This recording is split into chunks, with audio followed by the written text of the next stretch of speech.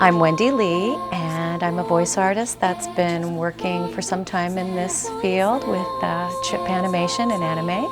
And I started off a couple decades ago now, and I'm doing a few other new things all the time and have some projects I'm working on now.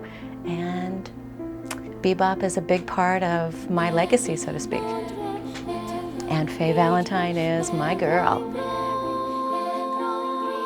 I started off as a voice actress quite a while ago, and things have really changed a lot, mostly technologically. That's the big advent, is in the old days we used to just use our SMPTE time code to try to match lip flaps and sync up our voices to the characters the best we could. And now we have a wonderful new system that we work with. Pro Tools is the most popular system, and it has all kinds of wonderful tools that we can use to match the audio to the picture. And now we use the beep system, which is perfect and works very well. It's it's actually 3 beeps and an imaginary fourth, and on the imaginary fourth, that's when the actor begins speaking. And also I think audio in general is a changing technology, and it's really progressed quite a bit over the years. So I think technologically there's some huge advents. As far as voice acting, really the biggest changes perhaps are just having more experience personally is what I can tell the difference with my own work. Sometimes when I hear some of my older roles, I sort of get the cringes and think, boy, I would really approach the characters different today. But that's, so is the arc of learning, you know. You learn over time with the different roles that you do. Also, I think it's a more popular field now.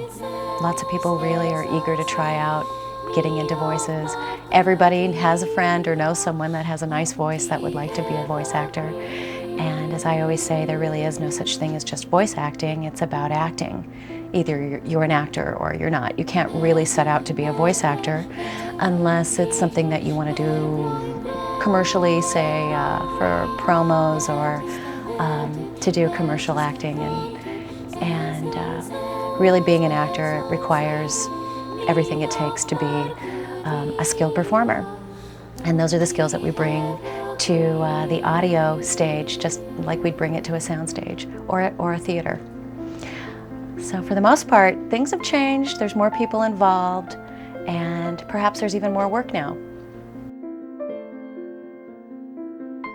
Faye Valentine, she's just amazing. She's a puzzle. She's a maze. She's got so much going on. She's such a strong individual, but I think underneath everything there are many, many layers that make up her complexity.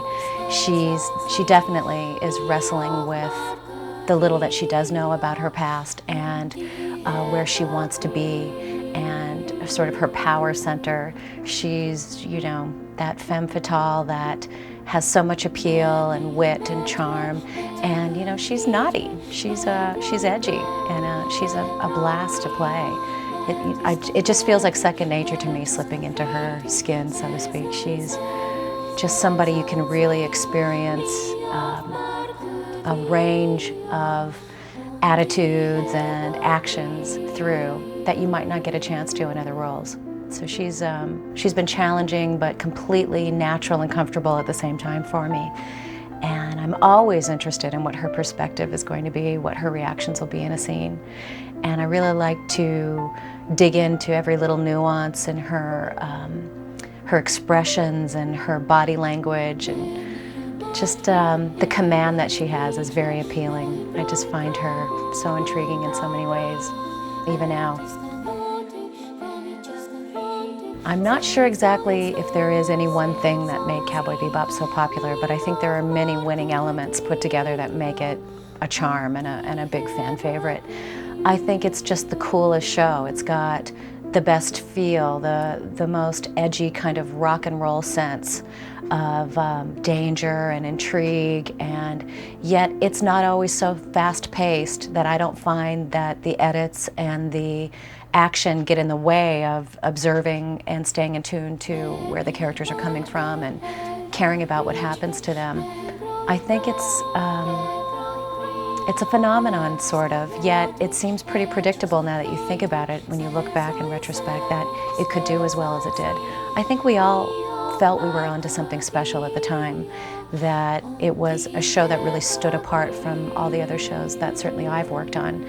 And I had no idea it would really have the impact it's had, but I knew that this was a character, as far as Faye goes, that was meant for me, and I felt very territorial about her, that, you know, she's somebody I really understand and can process deeply, and I couldn't wait to have a chance at it. And I always looked forward to the next episode and the next session, and anytime anything comes along for Bebop, I'm there. I just love the show. We have a fantastic staff for our post-production on Cowboy Bebop. There's no doubt about that. And yes, we do hear it's one of the best dubs ever. I think the highest compliment I've ever been given as an actress involved in animation is, I've heard many fans say that they feel that the American dub, the English dub, really outshines even the Japanese dub, and I know that that's something that we don't hear often, and it's regarded highly. And it's quite a compliment and honor to be a part of a production that's regarded so highly.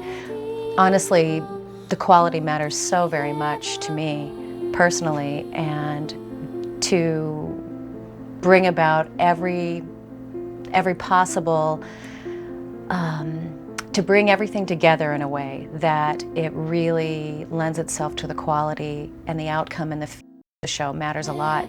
And we had such a caring staff, so to speak.